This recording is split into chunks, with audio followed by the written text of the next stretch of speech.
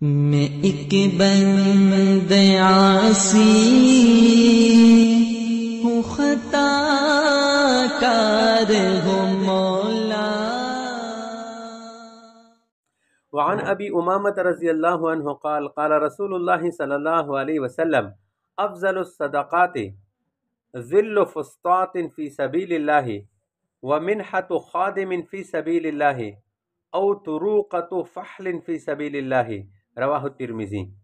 حضرت ابو امامہ رضی اللہ تعالیٰ عنہ کہتے ہیں کہ رسول کریم صلی اللہ علیہ وسلم نے فرمایا، بہترین صدقہ اس خیمے کا سایہ ہے جو خدا کی راہ میں جہاد میں دیا جائے، اور بہترین صدقہ اللہ کی راہ میں خادم کا عطیہ کرنا یا ایسی اونٹنی کا دینا ہے جو نر کی جفتی کے قابل ہو، یعنی خدا کی راہ میں ایسی اونٹنی کا دینا افضل ہے جو نر کے ساتھ جفتی کی عمر کو پہنچ گئی ہے تاکہ وہ سواروں کے کام آ سکے۔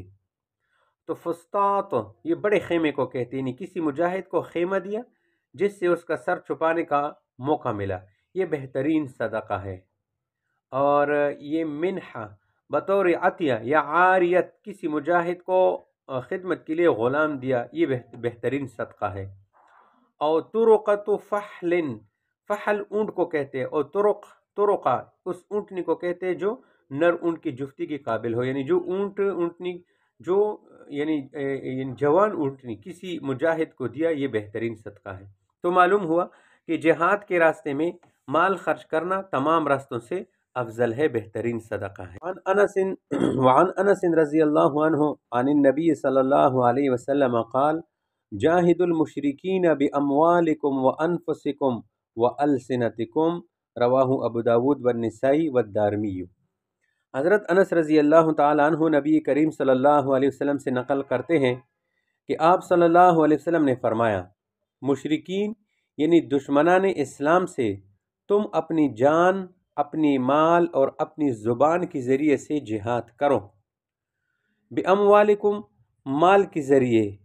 مال کے ذریعے سے جہاد کرنے کا ذکر مقدم کیا کیونکہ مال کے ساتھ جہاد عام ہے جو تمام انواع بشر کو شامل ہے، اس لیے کہ مال کے ساتھ جہاد بوڑھے لوگ، بچے، مرد، عورتیں اور تندرست اور بیمار سب کر سکتے ہیں۔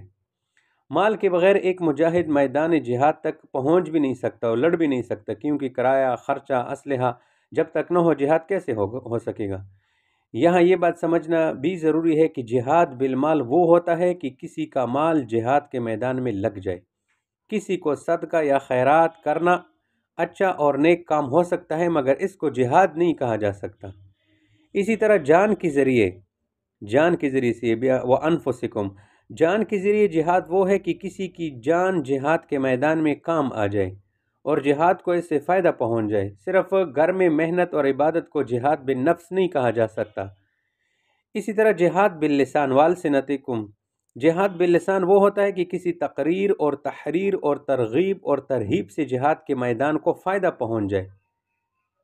صرف یہ نہیں ہے کہ 1 گھنٹہ تقریر کیا بس اس کو کہا کہ یہ جہاد ہے۔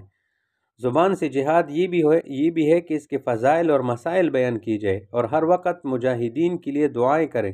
زبان سے جہاد یہ بھی ہے کہ دشمن پر رعب ڈالا جائے، اس کو سخت جملے کہے جائیں اور جہاد کے متعلق اشعار، نظمیں کہی جائیں، جیسے حسان بن ثابت رضی اللہ تعالیٰ عنہ دیگر شعراء صحابہ نے اس طرح کیا ہے۔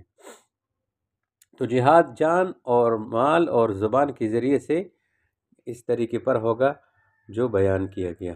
وعن ابی امامۃ رضی اللہ عنہ عن النبی صلی اللہ علیہ وسلم قال من لم یغزو ولم یجہز غازیا او یخلف غازیا فی اہلہ بخیر اصابہ اللہ بقارعۃ قبل یوم القیامۃ، رواہ ابو داود۔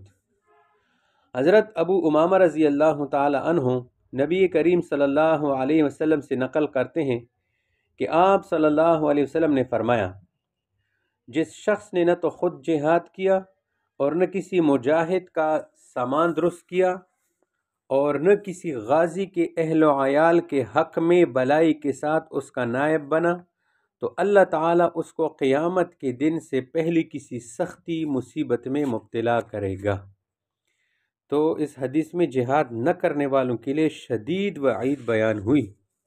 وعن عمران بن حسین رضی اللہ عنہ قال قال رسول اللہ صلی اللہ علیہ وسلم لا تزال طائفة من امتی يقاتلون على الحق ظاهرين على من ناواهم حتى يقاتل آخرهم المسيح الدجال رواہ ابو داود۔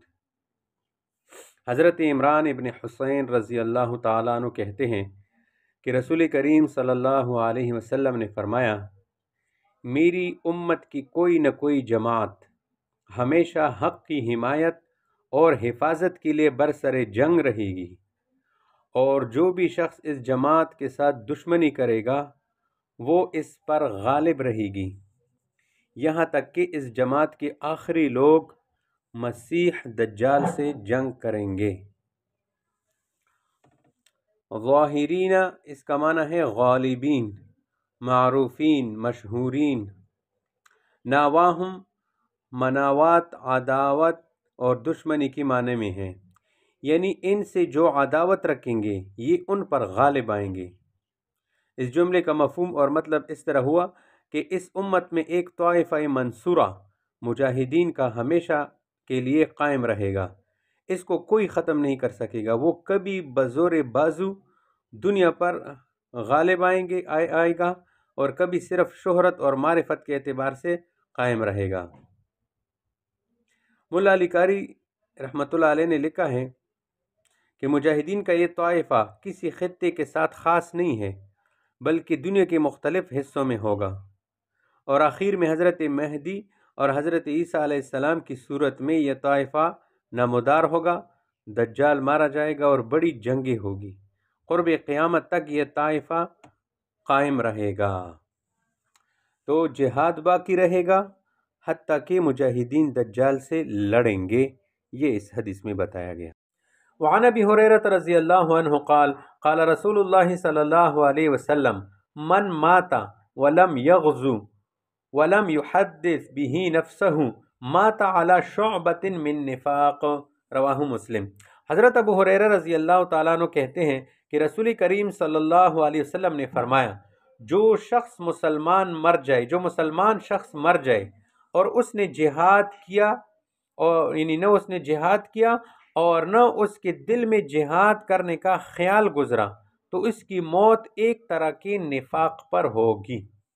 من ماتا یعنی جس شخص نے نہ جہاد کیا نہ جہاد کا اس طرح جذبہ رکھا کہ اے کاش میں بھی جہاد میں شریک ہوتا، نہ اس نے جہاد کی تیاری کی، نہ اسلحہ سیکھا اور نہ رکھا، تو ایسے شخص کی جب موت آئے گی تو نفاق پر آئے گی۔ نزول قرآن کے وقت جن لوگوں نے جہاد کا انکار کیا یا جہاد پر اعتراضات کیے، قرآن کریم نے ان کو منافقین کے نام سے یاد کیا ہے۔ اس حدیث سے معلوم ہوا کہ ہر مسلمان پر واجب ہے کہ وہ جہاد کا شوق رکھے اور اس کے لیے تیاری کرے، خواہ جہاد فرض عین ہو یا فرض کفایہ۔ اس حدیث سے حضرت عبداللہ بن مبارک، حضرت حسن بصری اور حضرت سعید بن مسیب رحمہم اللہ نے استدلال کیا ہے کہ جہاد کی صرف ایک ہی قسم ہے جو فرض عین ہے، فرض کفایہ کی کوئی قسم نہیں ہے، لیکن جمہور امت نے جہاد کو دو قسموں پر تقسیم کیا ہے۔ جہاد کی دو قسموں کو قرآن کی آیتوں کی وجہ سے قبول کیا ہے۔ ارشاد عالی ہے وَفَضَّلَ اللَّهُ الْمُجَاهِدِينَ عَلَى الْقَاعِدِينَ أَجْرًا عَظِيمًا۔ تو اس حدیث میں فرمایا کہ جس مسلمان کے دل میں جذبہ جہاد نہ ہو وہ نفاق کی موت پر مرے گا۔ إن الله وملائكته يصلون على النبي يا أيها الذين آمنوا صلوا عليه وسلموا تسليما۔